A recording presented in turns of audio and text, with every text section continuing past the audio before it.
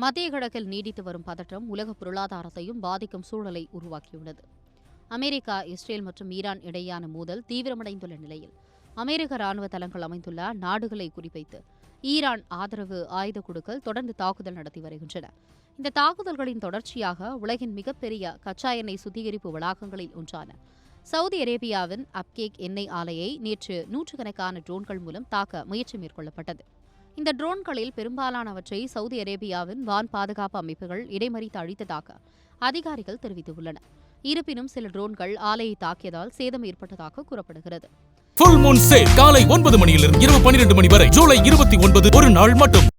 இந்த தாக்குதலுக்கு ஈராக்கில் செயல்படும் ஈரான் ஆதரவு ஆயுத குழுக்கள் காரணம் என சவுதி தரப்பு குற்றம் சாட்டியுள்ளது. உலகளாவிய கச்சா எண்ணெய் மற்றும் எரிவாயு விநியோகத்தில் சுமார் 5 முதல் 7% வரை பங்களிப்பு வழங்கும் அப்கேக் ஆலை சர்வதேச எரிசக்தி துறையில் மிக முக்கியமானதாக கருதப்படுகிறது. தாக்குதலை தொடர்ந்து அங்கிருந்து நடைபெற்று வந்த எண்ணெய் ஏற்றுமதி தற்காலிகமாக நிறுத்தப்பட்டுள்ளதாக தகவல்கள் வெளியாகியுள்ளன. இதன் காரணமாக சர்வதேச சந்தையில் கச்சா எண்ணெய் விலை மீண்டும் உயரக்கூடும் என்ற அச்சம் ஏற்பட்டுள்ளது. மேலும் இந்த தாக்குதலால் சவுதி அரேபியாவுக்கு நாளொன்றுக்கு பல ஆயிரம் கோடி ரூபாய் மதிப்பிலான பொருளாதார இழப்பு ஏற்படும் என மதிப்பிடப்படுகிறது. மத்திய கிழக்கில் போர் பதற்றம் மேலும் அதிகரித்தால் உலக எண்ணெய் விநியோகம், எரிபொருள் விலை மற்றும் சர்வதேச பொருளாதாரத்தில் குறிப்பிடத்தக்க தாக்கம் ஏற்படும் என நிபுணர்கள் எச்சரித்துள்ளனர்.